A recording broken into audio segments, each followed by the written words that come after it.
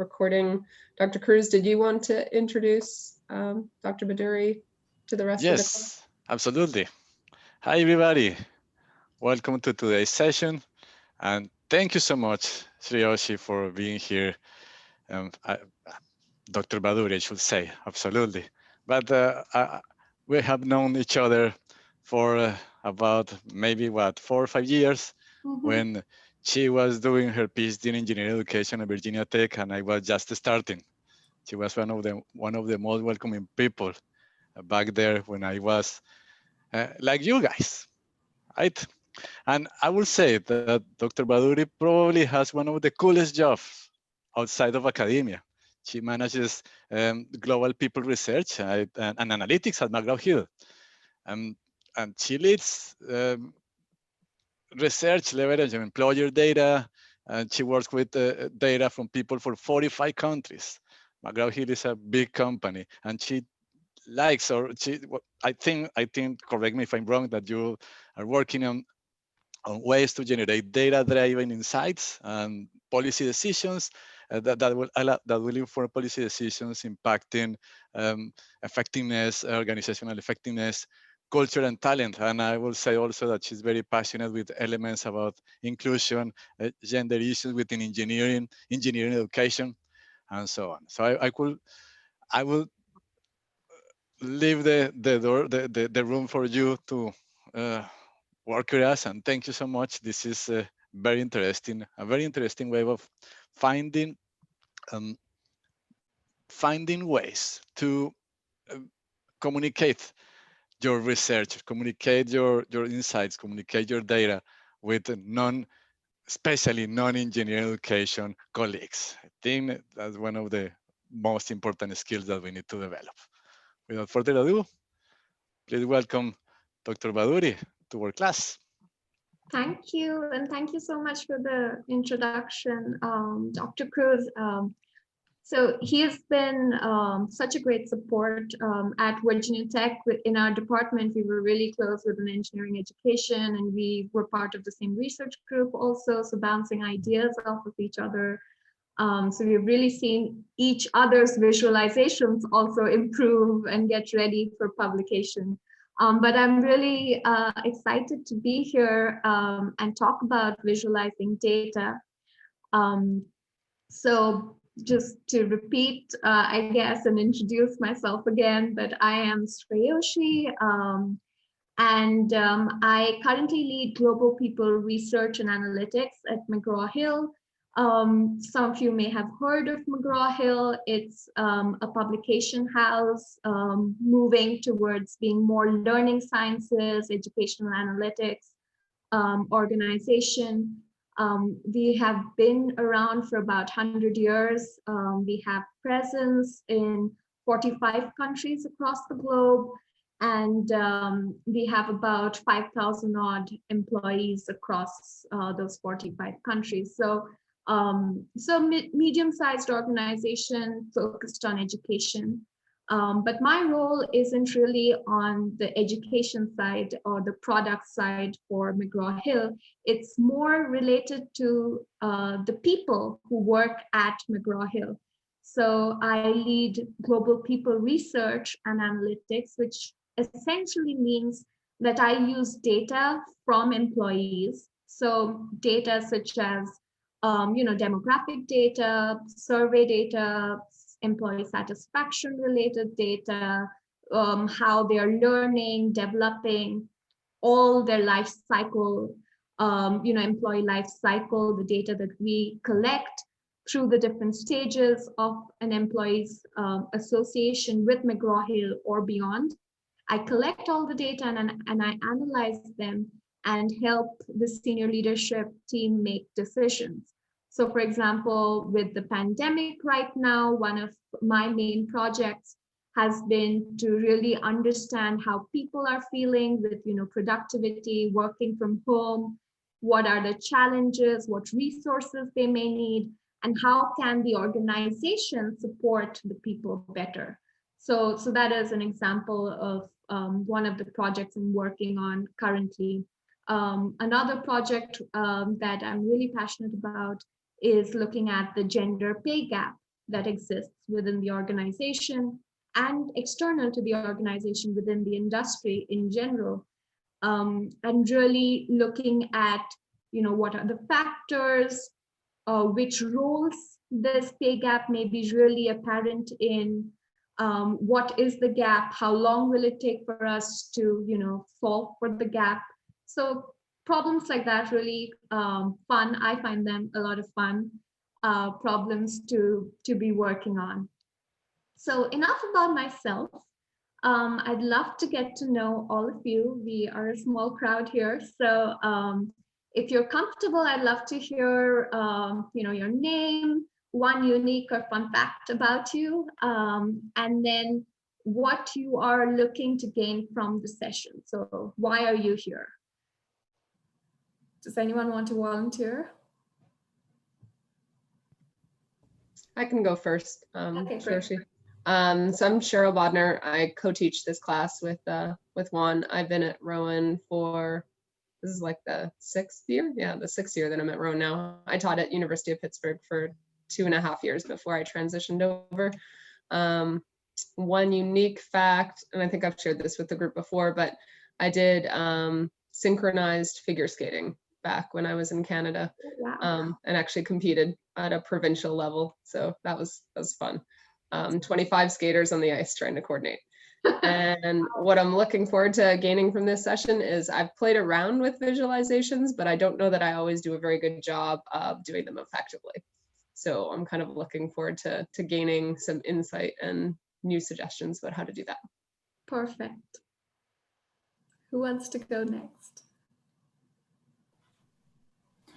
Hi, I'm Jeff. I'm a first-year PhD student. This is my 5th year at Rowan. My fun fact is I love to go hiking. I was hiking actually just this past weekend and did 2 or 3 mountains, I think. From this session, I found that I understand my own research area, and I've tried to explain it to other people multiple times, and it's just a long experience trying to share like the depth of it. So I think I would love to learn about visualization so I could try to streamline to help others understand what I do. That is so important. One of the key things we want to do with visualization is make sure that it's effectively communicating what we are trying to do and achieve to others. Thank you. I'm Savannah. One funny, I don't know, I guess a unique fact is I'm doing a similar COVID study to you, but on engineering students instead of at a corporate level. And so I guess what I'm looking to gain from this session is ways to represent that data, because I do a lot of the chart making Oh, cool. for some of my, yeah. That's awesome. I'm Kara. A fun fact about me would be that I have a pet snake. He's a corn snake. His name is Sergio. He's adorable. And I did a lot of fun visualization in undergrad, where I worked with proteins and encapsulating them in little nanobubbles. So part of figuring out the puzzles was constantly drawing on whiteboards and making things in PowerPoint, because it's a very powerful tool, to try to figure out how things were fitting together at that level. So I'm just interested in what I can learn. Yeah, that's a great point, Kara. I think, like you said, PowerPoint is such a great tool and very underutilized. So yeah, I'm hoping that we can have a good discussion, ways we can use these available tools. Hi, I'm Josh. One fun thing is that about me is that I created like a cat obstacle course for my cat in my basement by like putting a bunch of stuff on the walls and ground so that he can run around all over the place. And I mean, I love like visualization because it helps me So I would like to be able to effectively use it to help others when understanding things that I'm trying to present. That's great. I think similar to what Jeff was also talking about in communicating, but you also said it helps you. So, we'll talk about that a little later, but really using visualizations to not only communicate, but throughout the research process, throughout any ideation process, when you're thinking about your project, so all through the different steps in your research. So that's great to know. Hello, my name is Nairuz Bouhira. I'm a new PhD student. I honestly don't know what is the funny or unique fact about me. I'm still discovering myself. So what I'm looking for from this session is how to visualize data, and I want to gain knowledge from your experience. So that's it.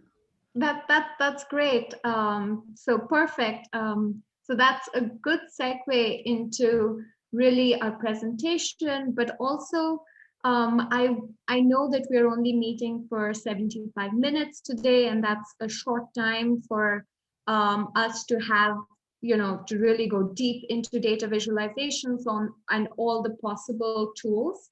But I wanted to make sure that at the end of the session, usually if there's one thing that you take away, it is the 4 W's and a how. So really thinking about why, what, who, where, and how. And this is true for any visualization that you create or you interact with.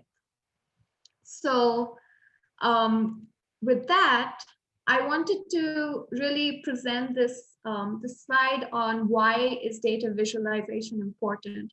And I worked on this slide, but the reason I present this is I attended a conference a few years back where they were talking about a data visualization tool, and they presented the reasons as to why data visualization is important as a block of text in a presentation.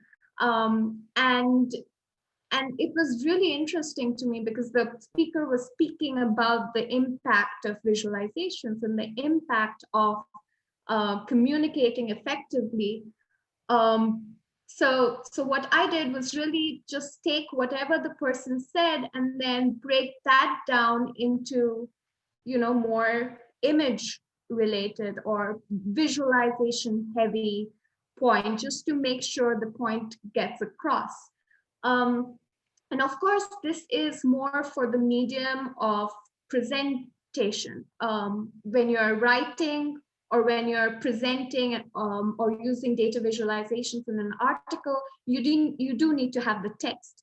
So again, really thinking about the 4 W's and the how, thinking about who we're presenting to, the audience, how much time the audience has to interact with the visualization or with the slide or content is equally important. At the same time, I don't think that pictures or graphs or visualizing something necessarily makes it a good visualization. So this is an example. So in this pie chart that this person has done, this is a pie chart on favorite color. And does anyone want to volunteer as to, what's going on with this? Anyone? It took me a second. I realized that none of the colors in the pie chart match the colors they're trying to describe. Exactly. So they created a pie chart with all of these colors, and they're talking about favorite color, but they represented each one of the divisions or sectors as a different color. So pink actually stands for black, and they even have this legend right next to it to help someone. But I find it fascinating how people use colors or images, but really don't use them cohesively. And it's important to have the legend, even if they got the colors right. But in this case, it's confusing because some of them are right. So purple is right, but green, the color yellow is represented as green. It's just a very confusing graphic. And just looking for ugly or good visualizations is something that I like doing a lot. There is a Reddit thread called Data is Ugly, and I'll be sharing this presentation with you, but you can click on the link and go to the Reddit thread, and there are a ton of data visualizations that are terrible. And I think looking at terrible visualizations, and it's fun to laugh at them and see what's going on with them. But the good thing about really looking at terrible visualizations is that you realize what you shouldn't do, or what isn't clearly working for others. So that really helps with understanding visualizations more. And of course, I'll share the link in my presentation. But essentially, the purpose of visualization is that we get insight. So like Jeff was saying, or Josh were saying, they want to be able to communicate their thoughts. They want to be able to communicate their insights. So it's really all about what you're trying to say, rather than just having pictures or graphs for the sake of having pictures or graphs, if that makes sense. Visualizations are all around us. We interact with visualizations on a daily basis. We only recognize, or rather we only actively recognize some of them to be data visualizations. So for example, when we read a paper and we look at a table or a graph and we think of it as a visualization, whether it's good or bad, but there are several visualizations that are happening all around us that we interact with, but we probably don't even realize that they're visualizations, and they're effective and engaging visualizations that we use as well. So an example is this meme. So I don't know how many of us are familiar with this, but if you're on Twitter like me, this is something that has been going around ever since the pandemic hit. And it's a very powerful meme, and it really has been used in different contexts. So for example, that meme has been used to talk about reopening the economy, has been talked about related to the coronavirus itself, toilet paper, and then replaced the fire with the toilet paper, and talking about people's perceptions to it. So really, even though it's just a meme or just a cartoon, it is essentially a data visualization when you're using this alongside people's sentiments. And most of these have associated news clippings or have associated sentiments attached to it. You are essentially using that popular culture meme into communicating your results effectively. Now, would it work for someone who's not familiar with the meme? No, it wouldn't. So making sure whenever you use this meme to communicate some results, that your audience, or at least some of your audience, is familiar with the meme is helpful in using it as a data visualization tool. Does that make sense? Yes. Another good data visualization is this one. And I keep collecting data visualizations, like funny ones, nice ones, terrible ones as well. If you come across, after the session and going forward, if you come across good ones, please feel free to share them. If you put them on Twitter or any social media, feel free to tag me. but really thinking about visualizations like this one, you could put in a few steps on how to wear a mask effectively, because people have been wearing masks the wrong way. Or you could have some visualizations which really put your point across. And I've seen this on several news platforms as well. They're using these images to really engage the people and engage the audience to help them think about how to put on a mask. And that is the message they're trying to convey. So even this, cartoon or image or cute dog picture is essentially a data visualization. So I want you to, basically my aim here was to really help you expand your definition of data visualization, especially when it comes to visualizing qualitative data, thinking about n equal to 1, thinking about one person, one sentiment, thoughts, thinking about collective thoughts, thinking about words. I want you to think about how you're interacting with visualizations around you and whether you consider them visualizations at all. So with that, let's talk about current affairs or any visualization of your choice. Is there any visualization that you've seen recently that you really like, any that you dislike, or have you read a paper in engineering education, for example, or in any other discipline that you thought really visualized their data well? Feel free to share. Anyone? I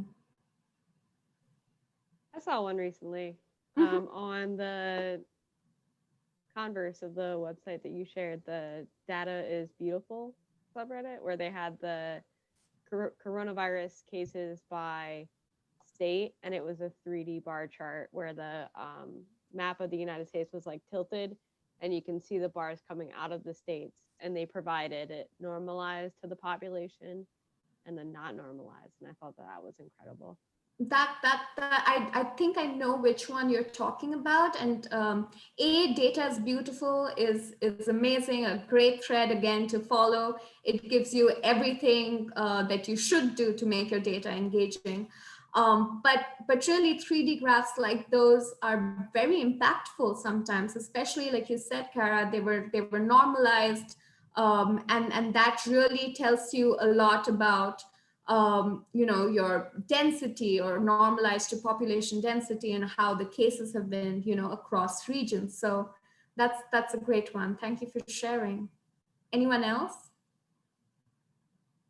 And you don't have to share the specific one, but anything that you thought of or any thoughts that you have on data visualization in the field or in general in the news.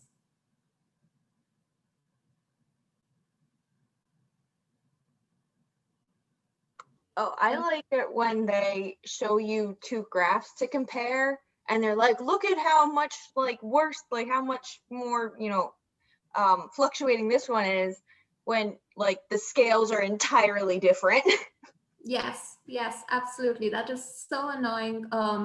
There's also the linear versus logarithmic scales, and that's not to say that both aren't important. They are both important, and both of them are conveying some information.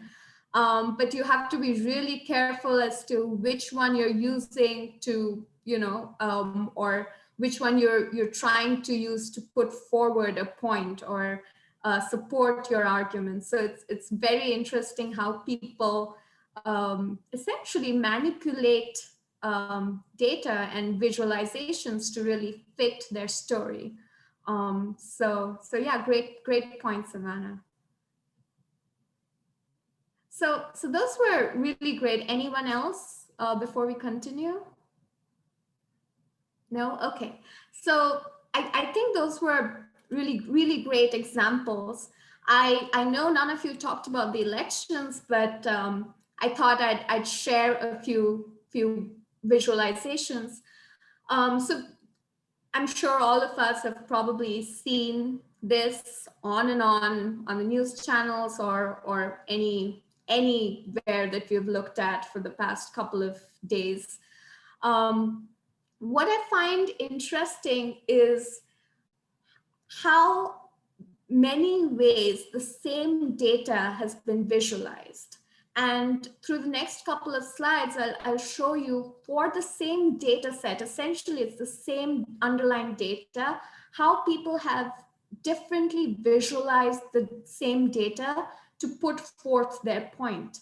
So in this, they're basically trying to say that a candidate needs 270 to win. So essentially you can see the blue versus red and the uncounted or not declared ones in here. And you can make assumptions as to, you know, how many are left or how many more to go for a candidate to win. I really like this one also because then this was towards the end of the counting on Friday, and it really talked about who needs what. So it's no more about counting because now it's come down to few states, and even though it's the same essential underlying data, but now they're talking about how Biden needs 2 from all of these 4, or Pennsylvania, and Trump needs 3 from the same 4 and Pennsylvania. So I really liked how they, you know, did a side-by-side comparison. So now you can see that the map, like the larger map, is no longer relevant. It's come down to essentially these 5 states.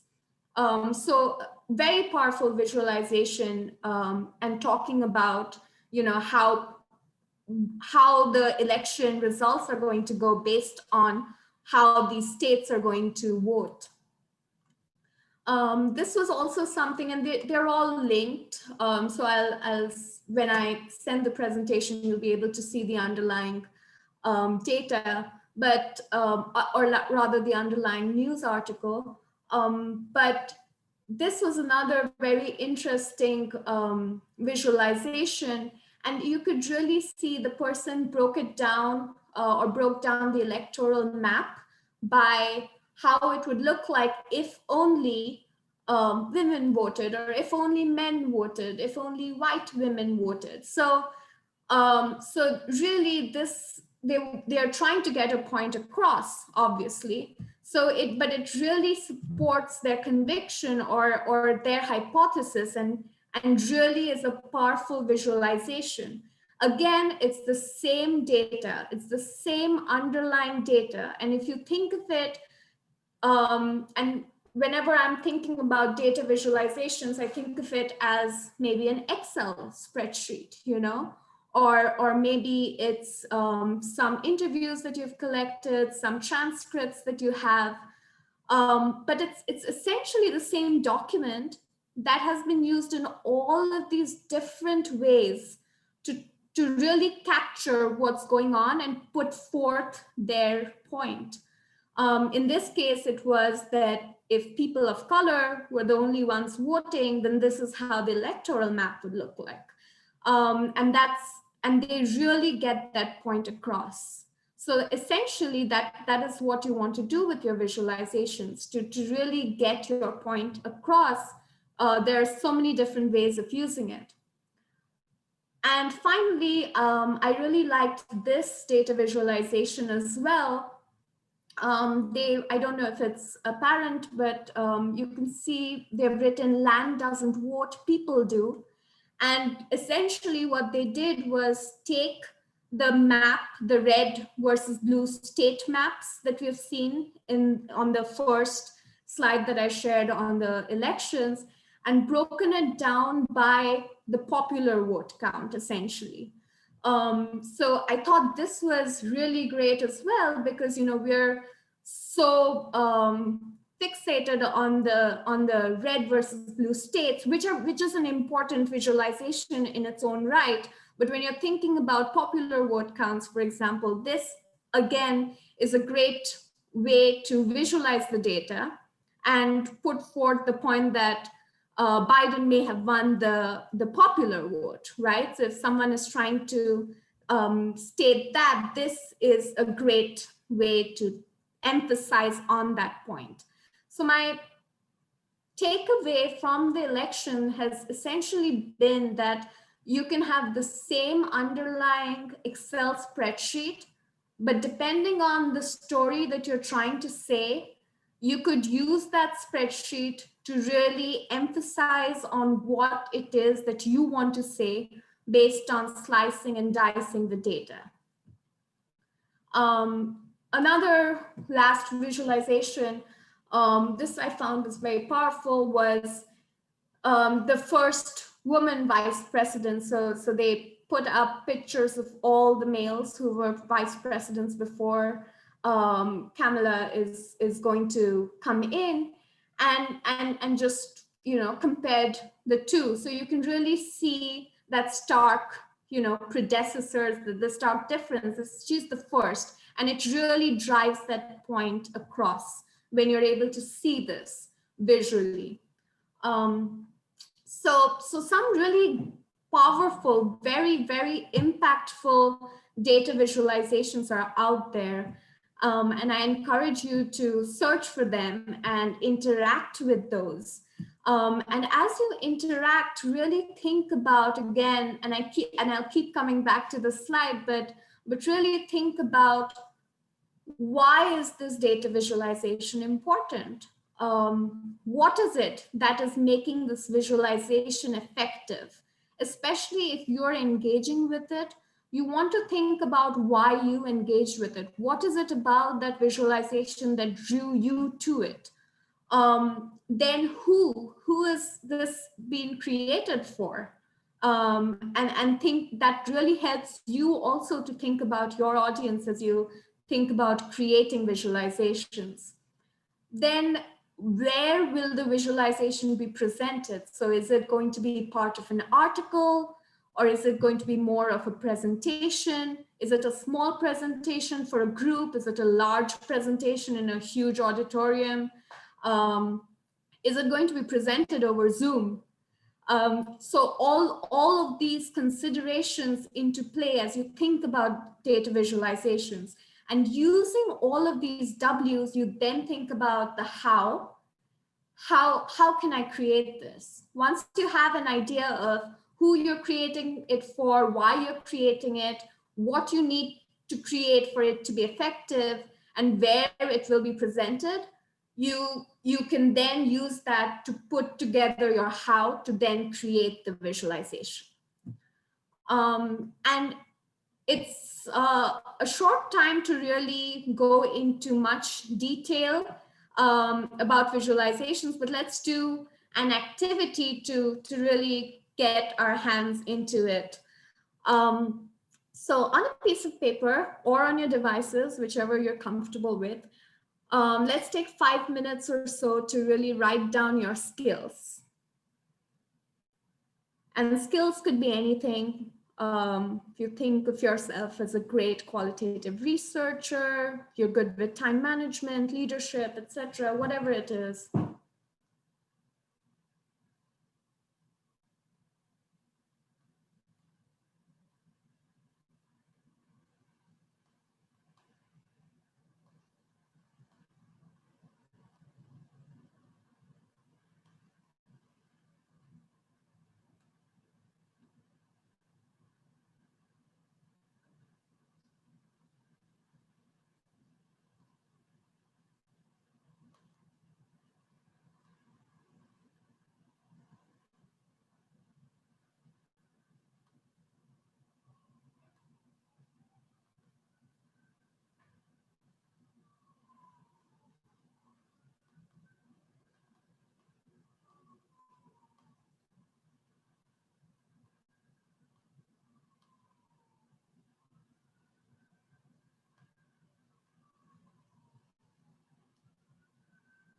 And let me know once you're done. Maybe you could put a thumbs up or, yeah, perfect.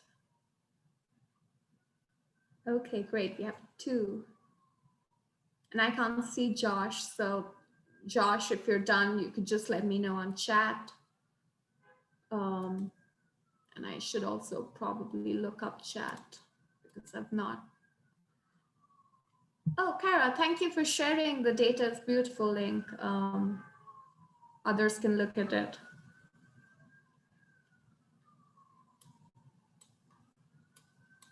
Okay, perfect.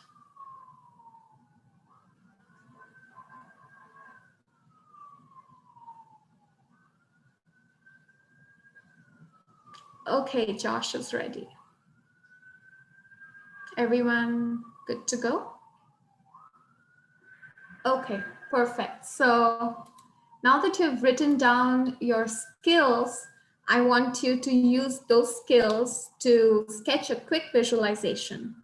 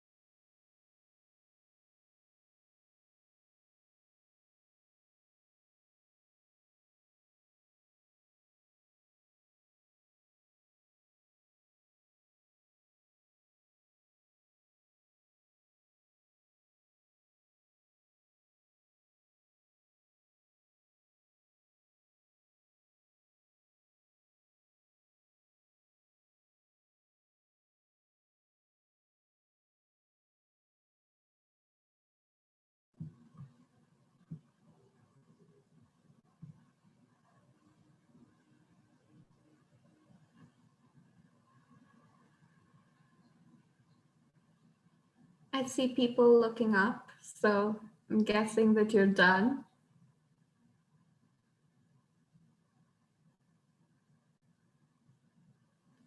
And it doesn't have to be perfect, but just putting your thoughts down. Just let me know when everyone is ready. I see Jeff and Kara.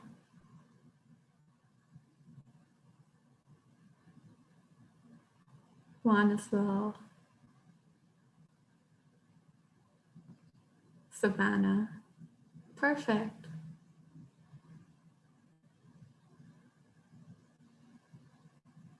Good, yes.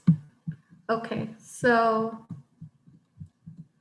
this is something you can keep working on, and I find that for me, it's been very helpful. I did this right at the beginning of my doctoral dissertation as part of, an exercise that we had in one of the classes, which is about sketching your skills or something related to that. And I did it at that time.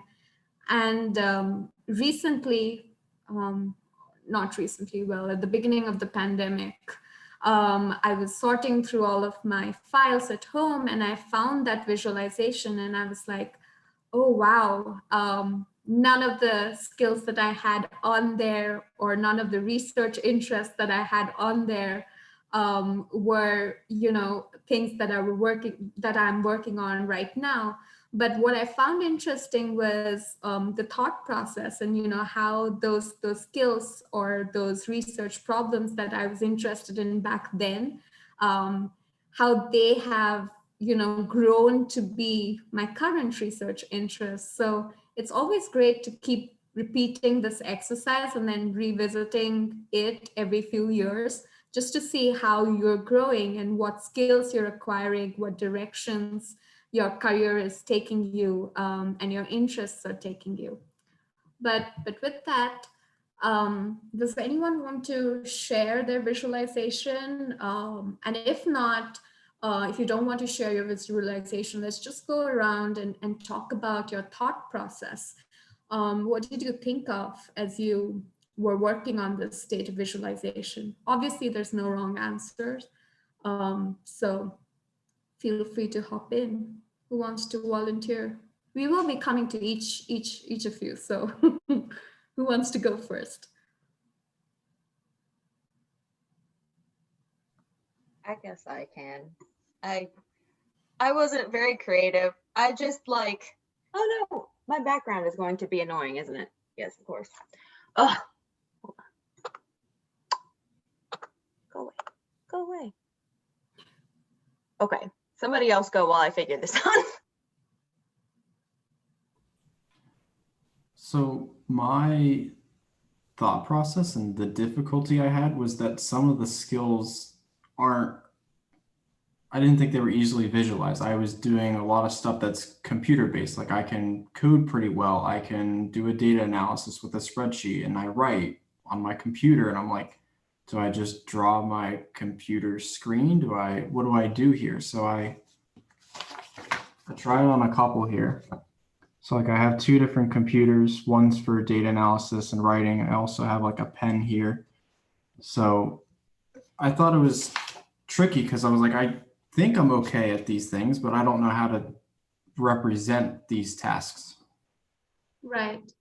And what was your thought process as you thought about, were you like generally just visualizing your skills, or did you think about interrelations between them or how they were connected to each other maybe? Well, I thought about what are my skills, and I was like, all right, so what do I do most often those are the tasks that I enjoy or that I can usually do on my first try or something. That's what I thought I was good at. And then I was like, well, what does that look like? So one of the things in undergrad, I'm a mechanical engineer. So I did mechanical design, and I thought, so I have these gears here to help represent, well, if you're designing mechanical things, everyone knows a gear is mechanical. So I drew that out, even though I knew there's so much more out there outside of gears.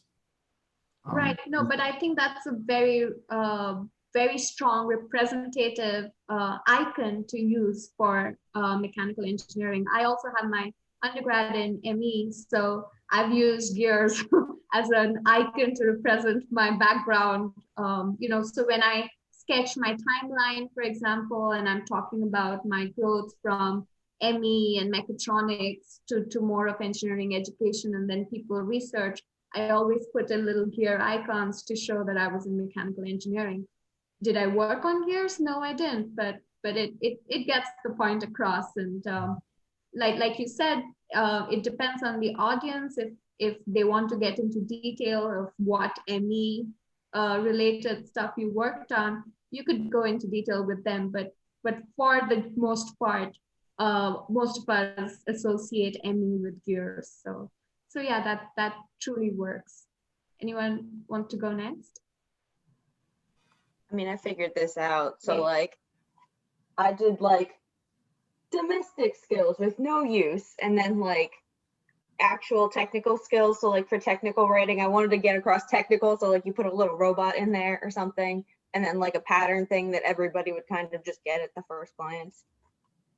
I love it, and I love how you've separated the two buckets. So you see your skills, and when you put them in, you separated them out. You said domestic and then useful, but I think I think they're all very, very useful and important skills, and great skills to have. And I'm glad that you were able to.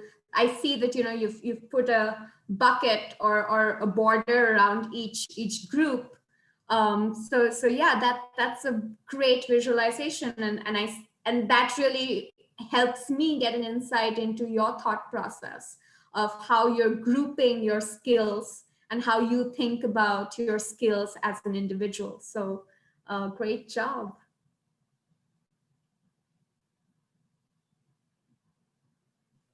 I could go next. I think you'll be able to see this. It's a really good drawing, and I have a hand for a claw. And I realize it's not a great visualization because I think if you guys had to guess what my 5 were, you wouldn't be able to get all of them. But I started, and one of my skills is teaching. So I started thinking about how I teach, and I remembered when I was a teacher, I would have my clipboard all the time with like the notes for what my class, like my lesson, not my lesson plan, but like what notes I was going to give them. And if you looked really closely, one of my skills was math stuff.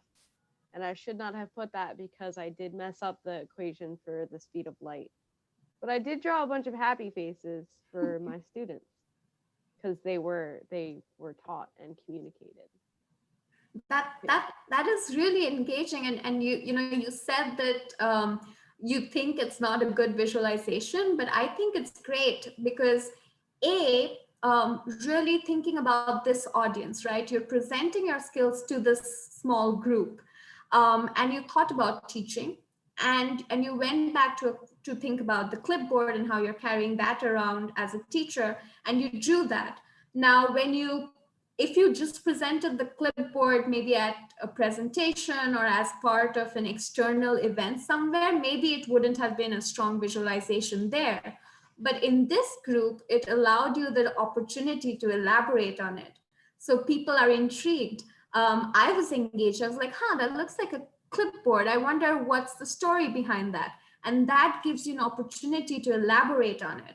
And I think a very important part of visualization is that you want to hook your audience on. You want them to be engaged and intrigued. So you did a great job with that. So just on those points, I think great visualization.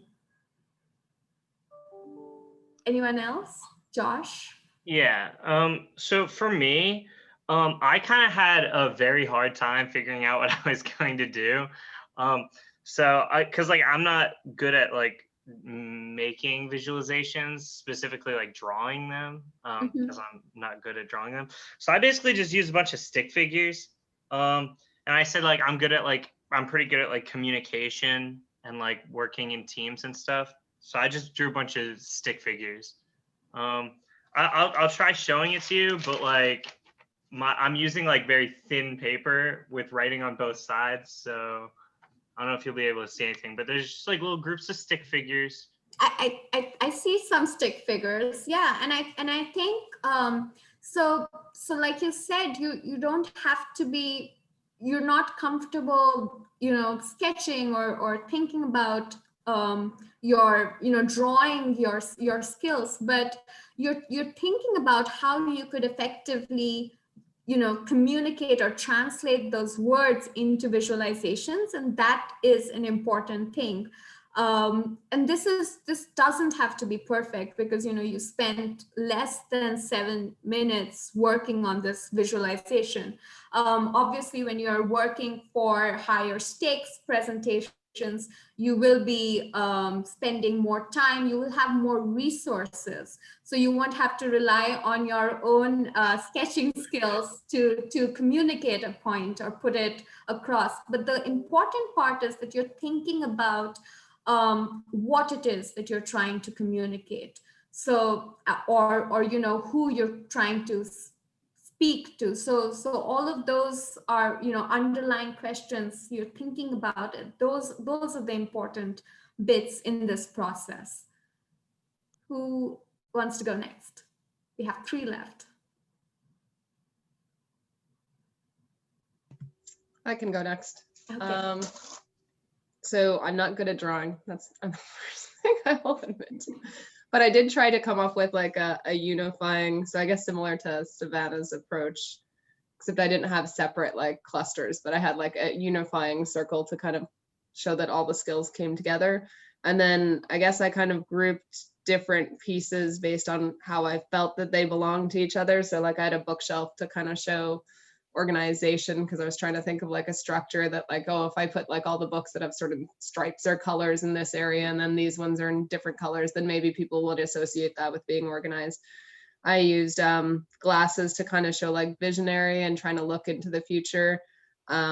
Just pen and paper to show like writing, because I do a lot of writing, and then stick people to kind of show the idea of people working together in teamwork. And interestingly enough, like once the students started talking through how they were processing things, it came to mind that I inadvertently, not purposely, but put the teamwork close to the writing. And I do a lot of collaborative writing. So it's interesting that those two ended up beside each other in my diagram, but it wasn't done purposefully that way. So here's my sad of what you can kind of see attempt of my skills. No, I think that looks great. And do you notice how, so many of you used stick figures, so many of you used icons, or which are more universal. So you're thinking about certain words, and you associate those words or skills with certain images or icons or concepts. And those are kind of universal. So like when Jeff talked about gears, we thought about mechanical engineering. It comes directly. So it's very interesting that some of you are thinking about stick figures and communication. And obviously, if you had more resources at your disposal, you would probably be using different icons or images to effectively go about this. But really think about how different icons, different images may mean similar things for different people. And I don't know if one has already shared it, but I'll share a link where you can go in, and there are several icons that you can download for free and use in your presentations. I find that very helpful. But really thinking about when you type in a word and you have all of these icons at your disposal, then you kind of get a sense of what people may be using to represent that word. And I think that is very useful when you think about what may hit home with certain audience. Yeah, I think some of those resources are also shared in the document for the assignment for the visual representation.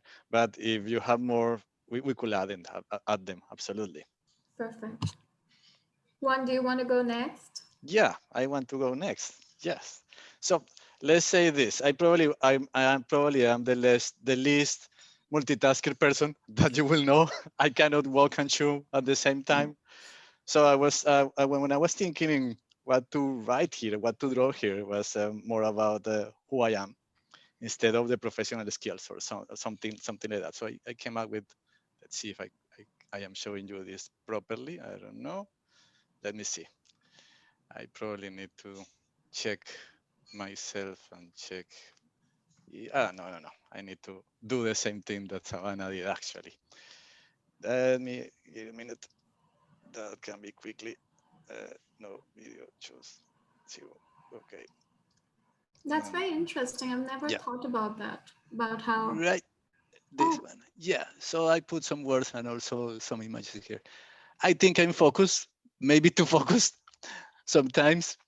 And I also wanted to draw some connections. Probably that describes me. Connections, collaborations. I trying to increase my skills in empathy. Two kind of hands tied here. Balance. Try to be as neutral as possible. Although I am not, but that's my approach. Probably what I was trying to write here was more about who I want to be rather than who I am. Yeah. And here, well, if you could think that this is a slinky type of thingy, okay, this is try to be adaptable, flexible, right? But everything's about connections. Everything's about people. Is what I try to say. That's my focus. Yeah, done. Good. that's awesome, and I really like, this is a great example where, for example, with the slinky, it didn't come to me immediately when I saw the image, but then I saw flexibility below it, and I was like, oh, okay, that's probably what it is. So having both words and the image Yeah. makes it, especially for people who may not be familiar with a lot of icons, it makes it easier for them to process. So that's a really good example of using both cohesively to get your point across. And if someone is familiar with the images, it comes across directly, but also there's something about seeing the words and the images together that really makes it work very well. It's a thin line and a balance that you have to keep on maintaining to make sure the words don't empower the image and the image doesn't overtake or overpower the words. But in general, I think it's a good practice to have both of them together, adding to your story, making it work for you. Now, Rose, do you want to go last? Okay.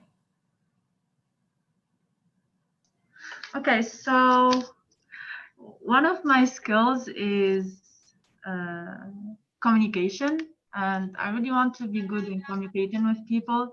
So this is what I draw, like a table, people sitting around and smiling and talking to each other. I really think that I'm the type of person who is really encouraged, and I feel strength when I have good communication with others. Yeah. Is it clear? Yeah, it is. And I like that you're using stick figures again. And, so many of us when we work on data visualizations, and this is an excellent example, we work with resources that we have. In this case, in this example, we had very limited resources. We essentially had pen and paper and our drawing abilities. And for example, for me, that's not a huge resource.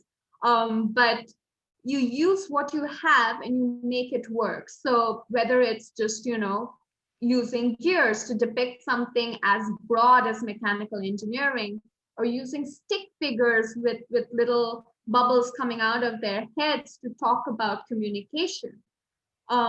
You think about all these broad terms, communication, such a big, all-encompassing, broad term, and you're able to reduce it to a stick figure and communicate your point across effectively.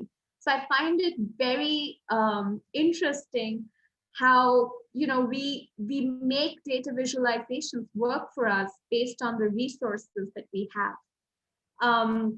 And essentially, most of us, we talked about it, whether it was subconsciously or consciously. We talked about, why we made this. We talked about our thought process. We know who this is for, so we're sharing it amongst ourselves. But we also talked about, like Cheryl, for example, she brought her point was how she put two bubbles next to each other and how they may be connected with the team and the writing.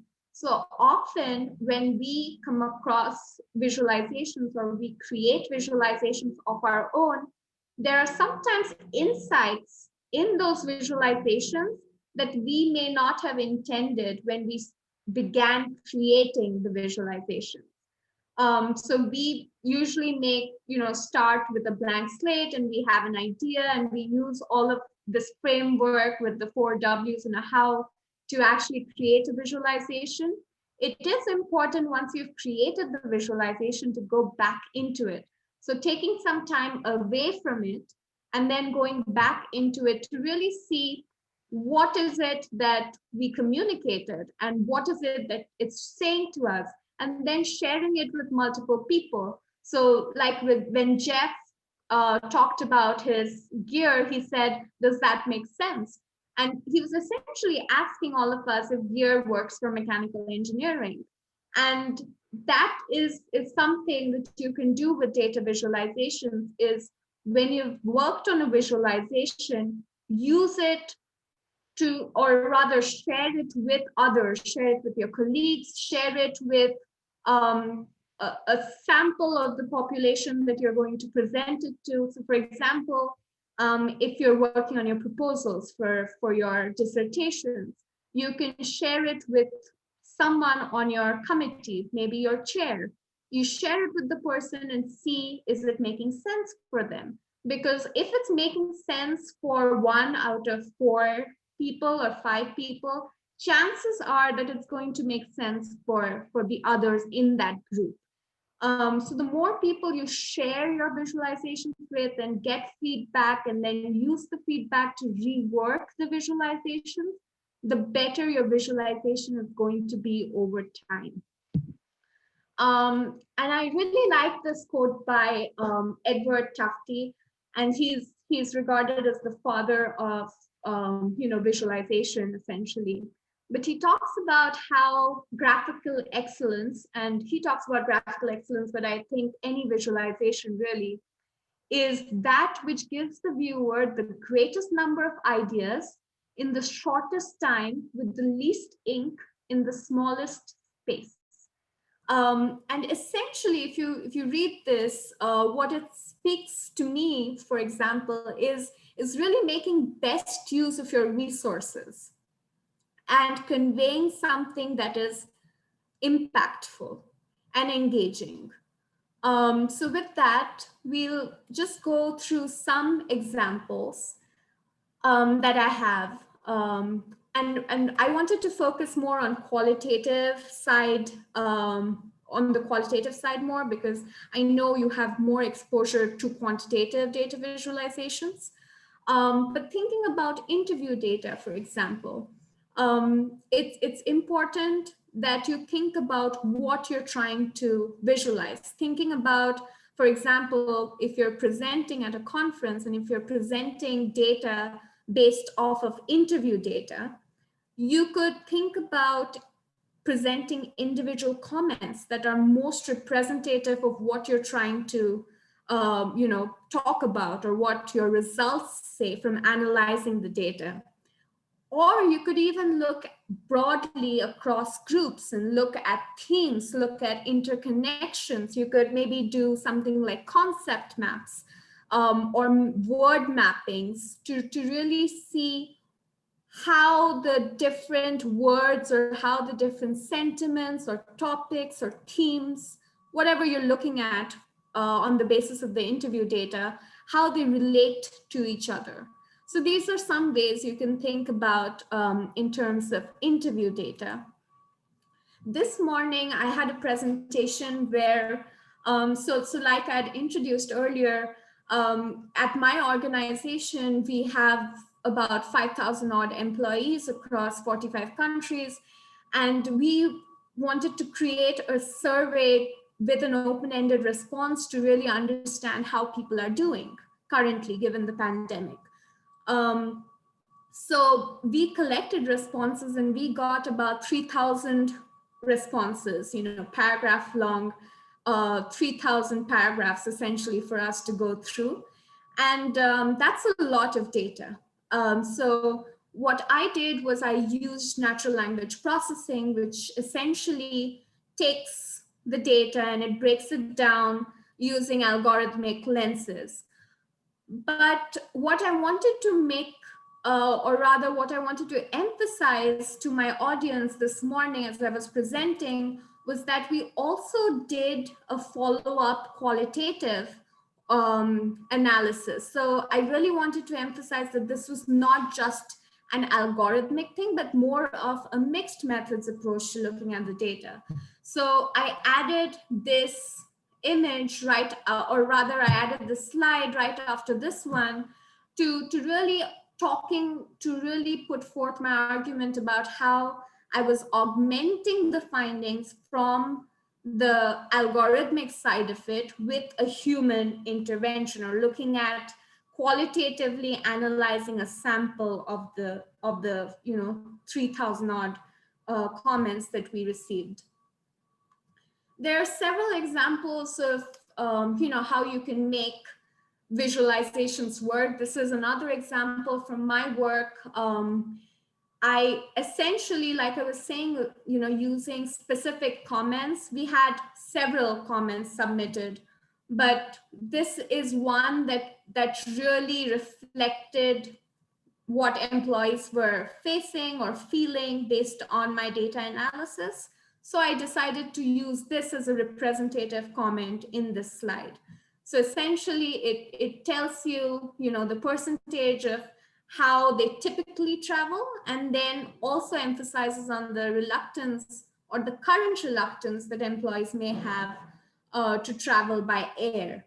So it really, what I'm trying to do, and obviously the audience in this case was the senior leadership team. So essentially the CEO or the C-level executives within my organization, and they essentially have 3 to 4 minutes to look at all of my results, right? So I had to communicate something fast and make my point fast, even though I spent 2 weeks, for example, analyzing this data. So making sure that the entire gist of it was, boiled down to one slide was important for me. Obviously, if I was presenting this at a conference where the emphasis is on understanding the methods, my presentation would be totally different. So really thinking about who the audience is, how much time do you have, and what you're trying to get across. What is the one main takeaway that you want people to get across from your presentation? These are links. This is connectedpapers.com. I don't know if you've heard of it, but I thought it was a really cool, I found it on Twitter, but it's a really cool way of looking up literature, or doing literature reviews and looking up, how people have collaborated with each other. So you can go to the site and type in a paper name. It doesn't work for all papers. It's not an exhaustive list, but I ran this for my one of my research teammates, and it worked for her. So this is something you could try. Again, I will be sharing the presentation deck, so you'll be able to click on the links and find out. This was another example of how they use natural language processing to visualize speeches, or visualize the linguistics of speeches from different politicians. So you can see Clinton here, Sanders here. Clinton's speeches are similar to persuasion, or the text for persuasion. And you have all of these different people here on this grid. So I think there are several interesting ways in which you could use visualizations, and I have a few examples here. This is from a survey that I did. Again, I had about a minute to present, and I needed to get the point across that people are not, or rather our sales team is kind of comfortable returning back to customers, but not a little hesitant in returning back to campuses as such. So using this slide. This last slide that I have here is just a resource for you. This is from Stephanie Evergreen's blog. I don't know if you've heard of her, but she has great resources on how to effectively use data visualizations and the different range of visualizations one can use. I love this visualization because you could look at what story you're trying to tell. And so, for example, I want to present themes. Then you can go in and see which visualization may work for you. So you can see that cluster maps work, graphic recording works, concept mapping works, spectrum diagram works. And all of, some of these are things that we have tried. So for example, we've heard of cluster maps. We've probably worked on mind maps, timelines, quote and pictures, but some things on here may be things that we have not tried before. So thinking about word tree as opposed to word clouds, they're all very easily Googleable terms. So look them up. But my request or a challenge for you is to use some of these in the next papers or the next research projects that you're working on or collaborating on. And essentially, oops, sorry. So they're all linked and I clicked on the link by mistake. So that opened up on a different browser. But when you get the presentation, you'll have all the links on there. But essentially find the tool that works for you. And Kara in the beginning had talked about how she used PowerPoint, works with PowerPoint and how it's a great tool. I really like this, presentation. It's on YouTube and it's linked here, but they show how you can use tools like Excel to create infographics on your own. So you don't have to hire, fancy infographic creators or firms that have all of these fancy graphics. You could essentially create visualizations like these on your own. And this is just one example. There are several out there. So the key is really trying to search for what you think would work, and then searching if there's a way to do it using your resources or the resources that are available to you. Tableau is another resource that's free for students. And that is something, it's linked here again, but that is something you could look at. It's more appropriate for quantitative data. I love it for quantitative data.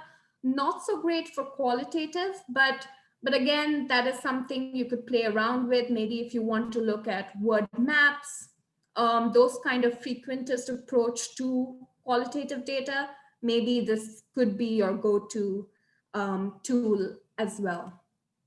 And with that, I just want to, if there's something that you take away from this session, I want you to think about the 4 W's, and I want you to think about the end goal of making your visualizations effective, engaging, and inclusive.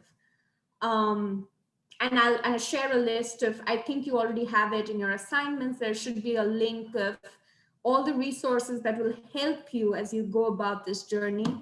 And I'm also available to you. Consider me as your resource as well. Feel free to reach out to me, connect with me. And if you have questions or if you need help, if you just need a second eye to look over your results or your visualizations, I'm happy to do that. So with that, I think we're at the end of time. So any questions, let me know.